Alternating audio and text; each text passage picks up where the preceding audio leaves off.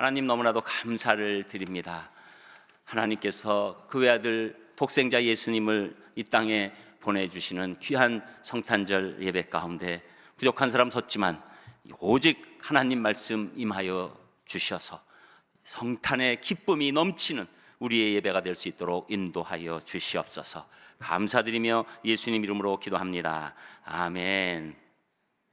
이 우주가 생긴 이래 사실 가장 큰 사건이 있다면 그것은 바로 하나님 아들이신 예수님께서 육신을 입으시고 이 땅에 오신 사건입니다. 바로 메시아 탄생이지요. 그래서 성탄절인 오늘은 예수님이 이 땅에 태어나시는 그 과정의 말씀을 보면서 동방박사들이 드리는 그 최고의 경배를 우리가 한번 이렇게 이야기적으로 한번 살펴보겠습니다. 그래서 첫 번째로 동방박사들이 이동하는 모습이 나오는데 그 말씀이 1절, 2절에 나옵니다. 여러분 읽으셨지만 또 1절, 2절 우리 한 목소리로 같이 읽겠습니다. 1절 시작. 헤롯 왕 때 예수께서 유대 베들레헴에서 나심에 동방으로부터 박사들이 예루살렘에 이르러 말하되 유대인의 왕으로 나시니가 어디 계시냐? 우리가 동방에서 그의 별을 보고 그에게 경배하러 왔노라 하니. 아멘. 이 헤롯 왕, 이제 로마에는 시저가 있지만 분봉왕인 헤롯 왕 때에 예수님이 유대 베들레헴에서 이제 나시는 그때를 지금 말씀하고 있습니다. 그래서 동방으로부터 박사들이 예루살렘으로 이르러서 말하기 시작했다는 것이죠. 동방으로부터 박사들이 이제 왔는데 이 동방 박사가 누구냐? 여기에 관한 그 이야기들은 사실은 여러 가지 의견들이 있고 또 수수께끼라고 볼 수가 밖에 없습니다. 왜냐하면 그때 기록한 확실한 글은 없기 때문입니다. 그러나 성경학자들은 당시 상황을 봐서 바벨론 지역 출신의 천문학자나 점성학자들일 거라고 추측하고 있습니다. 현재로 말하면 이라크 지역쯤 되겠지요. 그래서 당시 바벨론 지역은 이 천문학과 점성학이 굉장히 발달되어 있었고 바벨론에는 예수님 태어나시기 한 500년 전에 이미 이스라엘 백성들이 유대 백성이죠. 구체적으로 포로로 잡혀가 살았던 탓에 이스라엘 백성들이 기대하던 그 메시아에 대한 그 성경의 예언들을 어느 정도 알고 있을 것이라고 추측하는 것이죠. 사실 BC 587년에 유다 왕국이 바벨론에 의해서 완전히 멸망했습니다. 그래서 그때 잘 나가고 똑똑한 그런 젊은이들까지 포로로 잡혀갔었죠. 그 젊은이 중에서는 지혜와 지식을 인정받아서 바벨론에서 상당히 높은 지위에 오르는 일도 꽤 있었습니다. 대표적인 인물이 우리가 잘 알고 있는 다니엘이죠. 그래서 다니엘 2장에 보면 다니엘은 바벨론 온도를 다스리게 되었으며 모든 박사들의 어른이 됐다고 말씀하고 있습니다. 지금으로 말하면 총리 중에 총리요, 국정 자문위원장 정도 아주 그 격이 높은 총리 이상의 그런 위치에 있었고 또 우리가 다 아는 것처럼 다니엘의 그 신앙과 인품이 워낙 탁월했기 때문에 그곳에 큰 영향을 미쳤을 거라고 보여지는 것이죠. 그래서 그때 다니엘의 영향 또 다른 그 유대인의 신앙 때문에 그 바벨론 지역에 있던 사람들 또 학자들까지도 하나님에 관한 신앙에 그 관심을 갖고 심지어 믿는 자들도 생기고 있다는 것, 그것을 우리가 추측해 볼 수 있는 겁니다. 그래서 영어로는 메이자이라고 하고 히브리어는 마기라고 하는데 그 당시에 있었던 이 동방박사 같은 지성인들을 얘기합니다. 그래서 자기 시대를 이해하기 위해서 많은 노력을 하고 또 갖고 있던 성경과 여러 가지 일들에 대해서 박식한 지식을 갖고 있는 사람들이 있었던 것이죠. 그래서 그 중에서 몇몇이 메시아가 올 것을 기다리고 있던 어느 날 메시아의 별이 나타난 거예요. 무엇인지 몰라도 그 별이 이들 눈앞에 나타나니까 2절에서 예루살렘에 도착하자 유대인의 왕으로 나신 이가 누구냐라고 질문하게 되는 것이죠. 사실 그때 현대 천문학자들의 이 여러 가지 연구 가운데서는 분명히 어떤 유성이 떨어졌을 것이다라고 보고 있는 것입니다. 그래서 이들은 메시아의 별인 줄 직감하고 메시아를 경배하기 위해서 최소 1500km 이상을 지금 걸어온 그런 이동이 있었던 겁니다. 사실 이 진정한 경배, 진정한 예배에는 기쁨이 있지만 그 기쁨 앞에 무엇이 있습니까? 희생이 있는 것이죠. 여러분, 진정한 예배에는 항상 그 기쁜 희생이 있어요. 이게 조금 모순될 것 같은데 기쁜 건데 희생이에요. 희생이 있으면 기쁨이에요. 그런 예배가 진짜 예배라는 것이죠. 오늘도 보통 추운 날이 아니죠. 그런데 우리가 왜 이런 예배를 드릴 수 있습니까? 우리가 기쁨을 바라보고 우리가 조금 추운 거, 조금 뭐 여러 가지가 사실 희생이죠. 그러나 무릅쓰고 드리는 그 예배가 정말로 하나님께 온전히 드리는 예배라고 할 수 있는 것입니다. 그래서 온라인으로 드리는 분들한테 이거 희생 없는 예배다 이런 말 하는 건 아닙니다. 네, 우리의 이 모든 상황을 봤을 때 이 기쁨 있는데 거기에 희생이 있어요. 예배는 우리의 희생을 동반하면서 기쁨이 표출되는 것입니다. 저는 오늘 성탄절 예배에 여러분의 그 놀라운 희생도 있지만 기쁨이 더 넘치는 귀한 예배 되시기를 주님의 이름으로 축복합니다. 그러면서 이제 사람들의 반응이 나오는데 그것이 3절, 6절에 나오는 것이죠. 3절에서 6절의 말씀도 우리 조금 길어도 같이 읽겠습니다. 3절 시작. 헤롯 왕과 온 예루살렘이 듣고 소동한지라.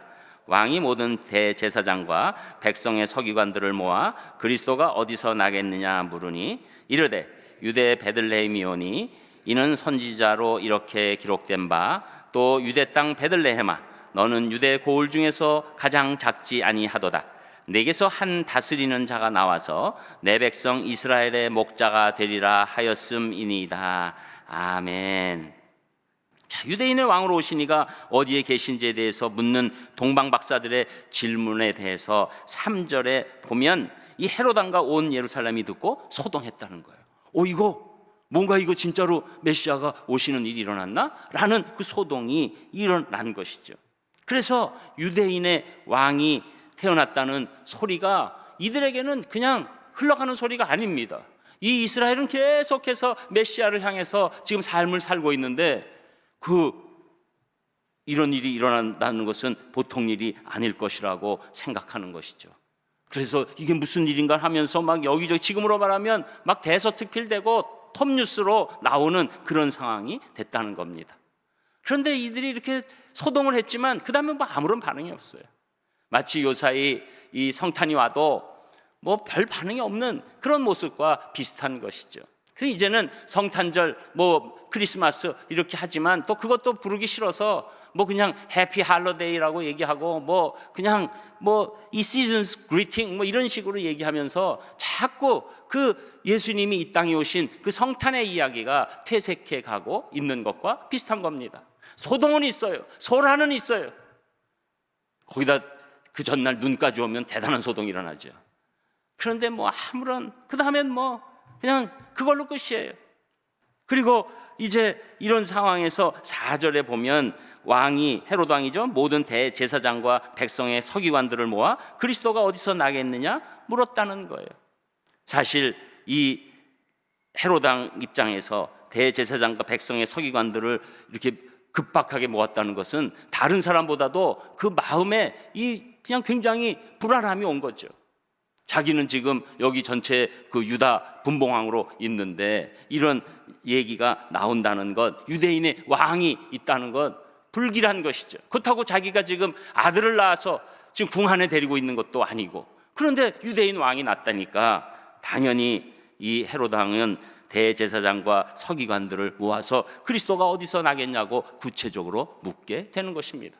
대제사장은 종교인 중에서 가장 높은 위치에 있는 사람이고 또 서기관들은 이 종교 박사라고 할 수 있는 사람들이죠. 그래서 그 답변을 기대하고 물어보게 되는 것입니다. 그러니까 이들은 5절에 보면 아주 자신 있게 대답합니다. 유대 베들레헴이오니 이는 선지자로 이렇게 기록됐습니다. 확실히 아는 것이죠. 그리고 6절에 보면 이 미가서 5장 2절의 말씀을 정확하게 인용합니다. 유대 땅 베들레헴아 너는 유대 고을 중에서 가장 작지 아니하도다. 내게서 한 다스리는 자가 나와서 내 백성 이스라엘의 목자가 되리라. 이들은 너무나도 이 메시아가 베들레헴에서 태어난다는 것을 정확하게 말씀까지 인용하면서 알고 있었어요. 여러분 이 상황을 한번 종합적으로 생각해 보세요. 지금 어디서 먼 데서 이 박사급 같은 사람들이 막 여러 명이 지금 오고 그러면서 유대인의 왕이 경배하러 왔다. 유대인의 왕에게 경배하러 왔다. 그렇게 하고 지금 헤롯 왕은 이게 굉장히 중요한 일이라서 대제사장들과 서기관들에게 질문하고 있어요. 그러면 자기가 답변을 미가서 5장 2절에 있는 대로 딱 했어요. 그럼 어떤 마음이 들까? 이거 심상치 않은데 하고 이들이 베들레헴으로 가야죠. 베들레헴으로 가야죠. 근데 이들이 그냥 여기서 끝이에요. 자기가 얘기해주고 그냥 끝나버리는 겁니다. 이게 왜 그럴까요? 성경의 말씀이 지식으로 끝나는 겁니다. 여러분, 요 사이도 이제 이 성경 말씀 이제는 모르는 사람 없습니다. 뭐 예수님의 이야기 다 합니다. 예수님이 이 땅에 오신 그런 이야기 다 합니다. 또 복음서에 있는 얘기도 웬만한 거 다 합니다. 정치적으로 인용까지 합니다. 그리고 십자가에 죽으시고 부활하신 것도 다 알아요. 지식적으로 다 합니다. 그런데 그것이 아무런 자기 삶에 영향을 미치지 못하는 거예요. 전혀 움직이지 못하는 거예요. 그냥 지식이 지식으로만 끝나는 안타까운 상황 가운데 있는 것이죠. 여러분, 예수님의 이 땅에 오심이 나랑 정말로 관계 있다고 생각하는 사람에게만 하나님의 은혜가 임하는 줄 믿습니다. 지식은 그냥 지식으로 끝나요. 성경 말씀이 움직여져서 내 삶을 지배하고 내가 그 지배한 말씀 따라 살 수 있을 때, 그때 놀라운 하나님의 은혜가 임하고 우리 삶 가운데 하나님의 능력이 나타나게 되는 줄 믿습니다. 그래서 오늘도 우리가 이런 지금 일반 사람들 막 소동만 했죠. 또 이 헤롯 왕은 자기 왕권을 관한 두려움 때문에 거기에 알고 싶은 마음이 있었죠. 또 대제사장들과 서기관들 같은 종교인들, 그냥 자기가 아는 지식이 그냥 아무것도 아닌 거예요. 자기가 뛰어갈 수 있는 일이 아니에요. 그래서 우리는 오늘 이 사람들의 반응을 보면서 우리가 성경 지식을 넘어서 믿음으로 가고 믿음이 행함으로 연결돼야 되겠다라는 생각을 하게 되는 것이죠. 저는 여러분, 예수님의 이 놀라운 이 땅에 오심과 또 공생의 모든 일들과 또 십자가의 죽으심과 부활하심이 여러분과 직접 관계되신 살아있는 성경 말씀 되시기를 주님의 이름으로 축복합니다. 그런데 이제 결정적으로 헤롯 왕은 경배하는 척하는 거짓 경배까지 하게 한다고 말하고 있는데, 그 말씀이 7절 8절에 나오는 것이죠. 우리 7절 8절도 한 목소리로 같이 읽겠습니다. 7절 시작. 이에 헤롯이 가만히 박사들을 불러 별이 나타난 때를 자세히 묻고 베들레헴으로 보내며 이르되, 가서 아기에 대하여 자세히 알아보고 찾거든 내게 고하여 나도 가서 그에게 경배하게 하라. 아멘. 이 유대를 다스리고 있던 헤롯 왕은 동방에서 온 박사들로부터 뜻하지 않은 소식을 듣게 되니까 이제 7절에 보니까 조용히 박사들을 부르는 것이죠. 그래서 이 조용히 불렀다는 것은 자기 나름대로 지금 은밀한 일을 하겠다는 거예요. 그리고 별이 나타난 때를 자세히 묻게 되는 것입니다. 그리고 이제 이 동방 박사들이 왕궁에 와서 유대인 왕이 이제 그에게 경배하러 왔다고 질문한 거니까 결국 베들레헴이라는 것을 알고 8절에 베들레헴으로 보내게 되면서 가서 아기에 대하여 자세히 알아보고 찾거든 내게 구하여 나도 가서 그에게 경배하게 하라고 말합니다. 여러분, 헤롯은 경배하려고 이러는 걸까요? 아니죠. 나중에 보면 이 헤롯이 이 2살 밑에 있는 아이들을 다 죽여버리잖아요. 그 16절에 나오는 말씀이에요.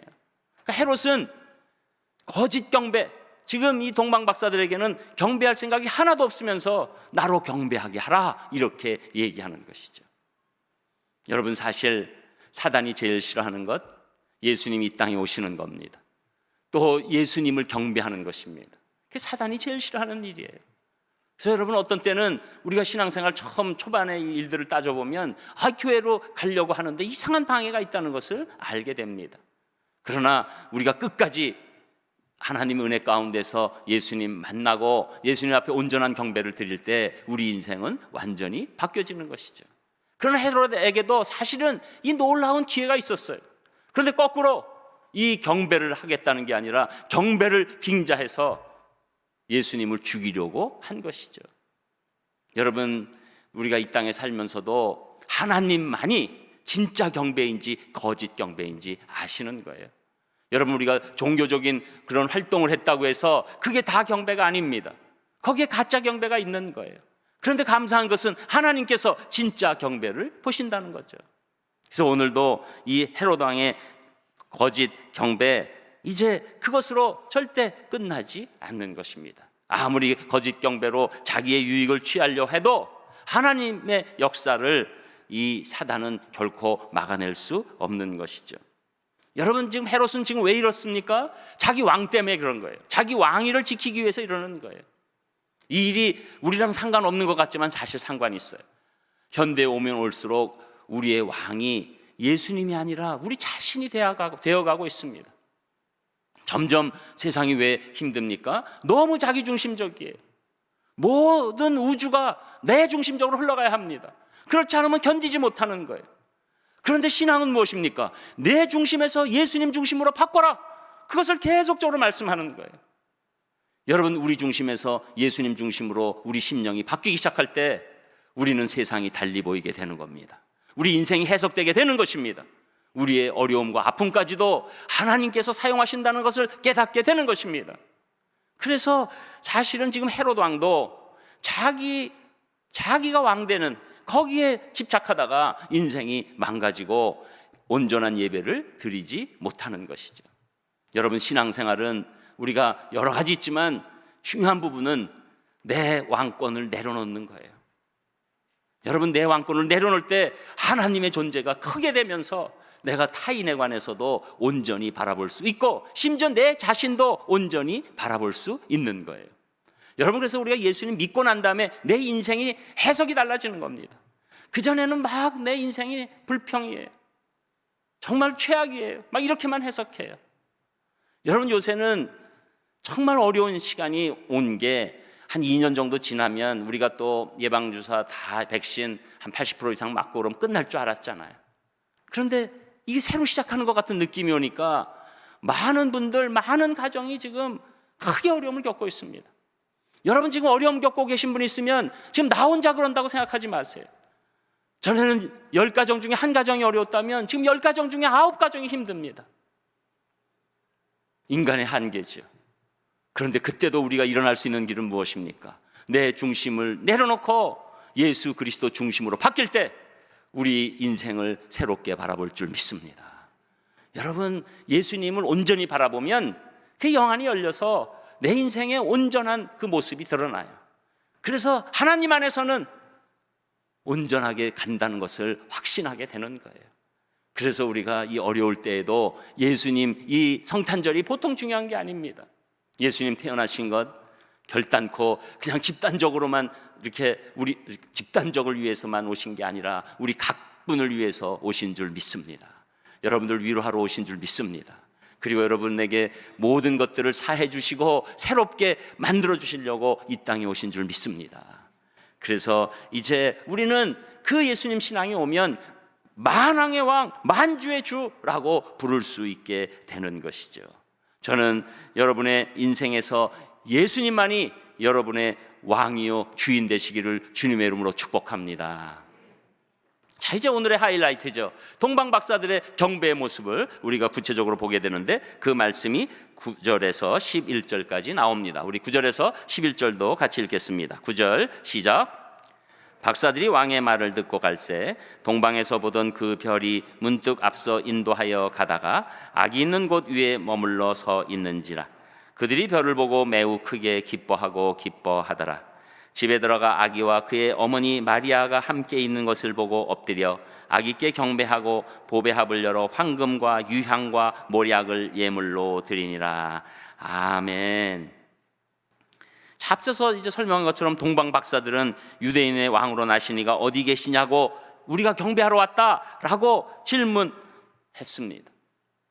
사실 이들이 그 먼 곳 달려온 목적 오직 그 메시아 왕을 향한 경배 한 가지였죠. 예배를 위해서, 경배를 위해서 먼 곳을 마다하지 않고 찾아온 사람들입니다. 오직 메시아이신 예수님께 경배하기 위한 한 가지 목적으로 생명을 걸고 예수님에게로 지금 그 먼 길 1500km가 넘는 그 길을 이렇게 오게 된 것입니다. 보통 예물이 3개이기 때문에 동방박사 3명 딱 이렇게 생각하기 쉽지만 사실은 그 예물 3개 때문에 그런 것이지 구체적인 인원이 나오지 않습니다. 구체적으로 우리가 한번 생각해 보면 3명이 올 수가 있는 길이 아니에요. 이게 엄청난 길이기 때문에 또 이 지위가 있는 사람들이었기 때문에 분명히 이 3명 이상이 왔고 거기에 엄청난 짐들을 갖고, 왜냐하면 식생활을 해야 되잖아요. 뭐 거의 2달 이상 걸릴 거라고 추측되는데 그러니까 종들도 오고 뭐 엄청난 무리가 들어왔을 거라고 추측하는 것이죠. 그러니 식량, 의복, 친구, 또 이것이 왕복의 길입니다.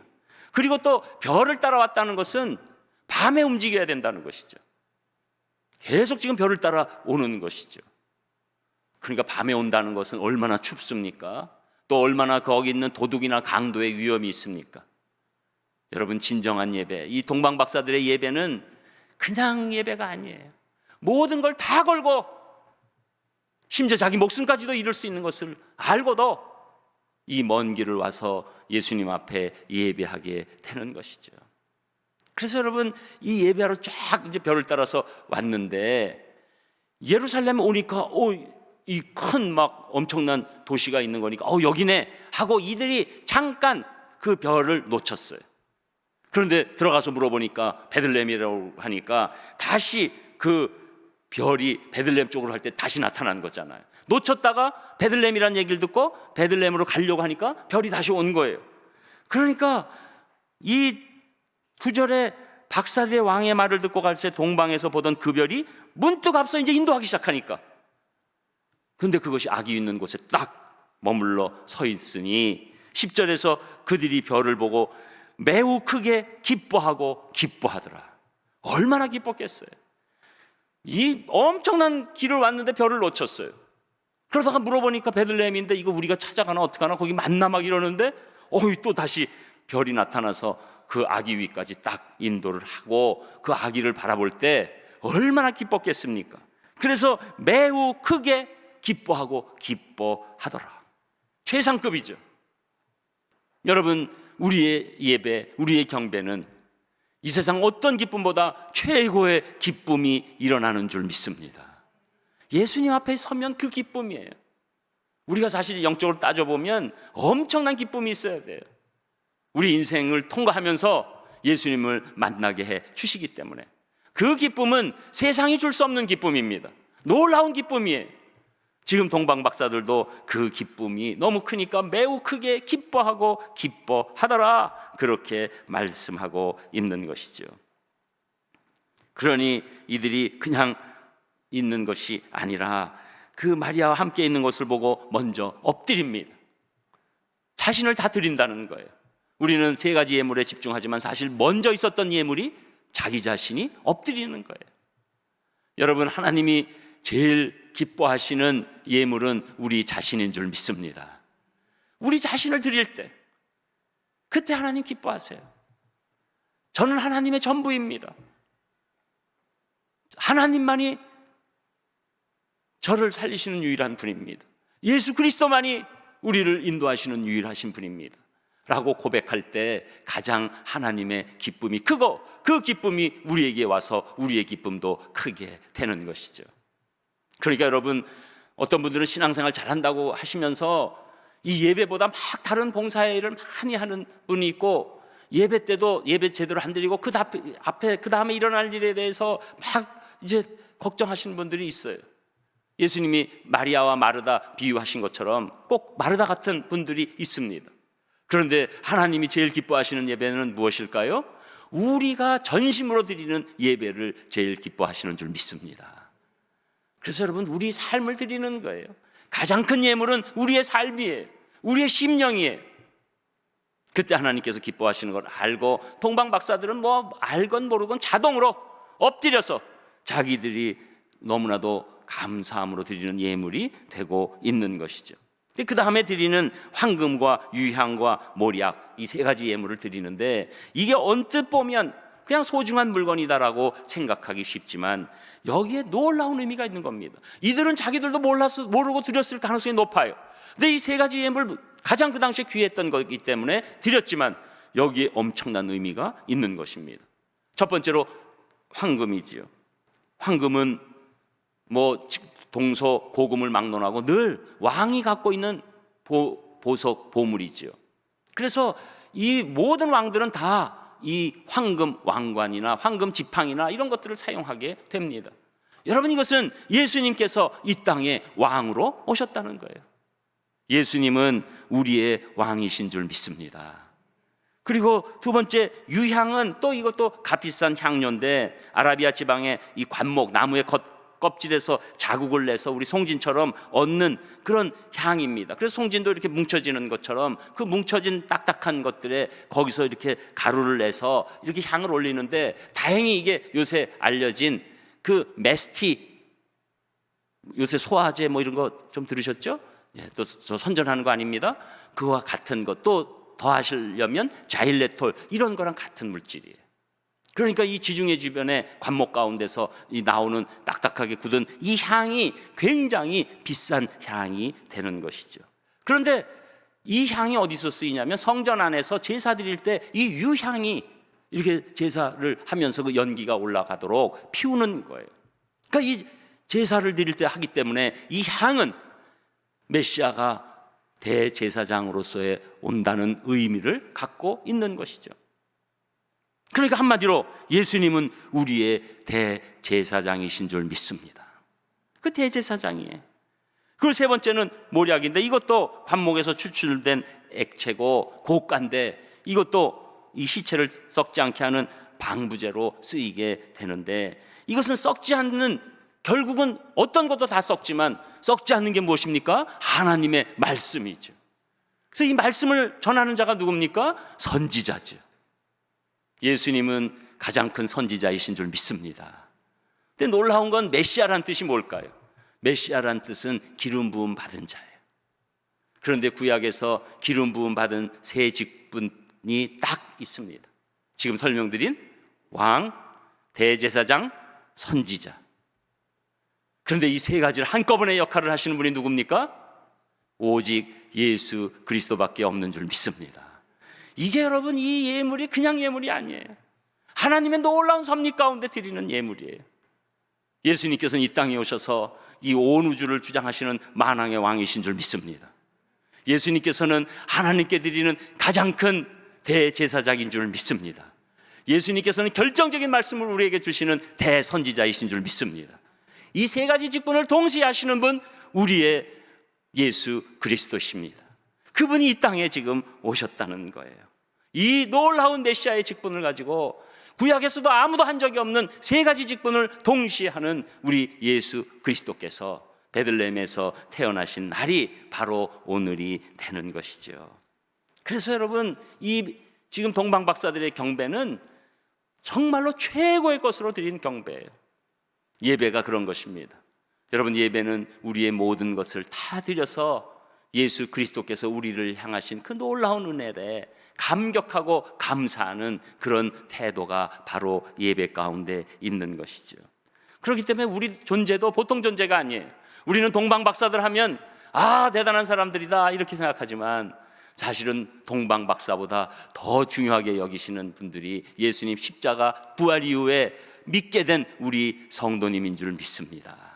그래서 우리는 그런 이 동방 박사들보다 더 소중히 여기시는 그런 존재로 하나님께 온전히 예배를 드릴 때 하늘문이 열리고 하늘에서 놀라운 은혜가 쏟아져 내려오게 되는 것이죠. 저는 오늘 성탄절, 여러분 그냥 지나가는 그냥 크리스마스가 아니라 여러분, 예수님이 직접 여러분들을 만나러 오신 놀랍고 복된 날인 줄 믿으셔서 이 세상이 아무리 험하고 힘들어도 여러분의 최고의 경배는 끊이지 않는 놀라운 하나님의 권속들 다 되시기를 주님의 이름으로 축복합니다. 기도하겠습니다. 하나님, 모든 감사를 드립니다. 오늘 동방 박사들의 최고의 경배를 보면서 저희들의 예배도 바라봅니다. 저희들도 그런 예배로 드릴 수 있도록 인도하여 주셔서 하나님의 기쁨이 될 수 있도록 함께하여 주시옵소서. 모든 것 감사드리며 예수님 이름으로 기도합니다. 아멘.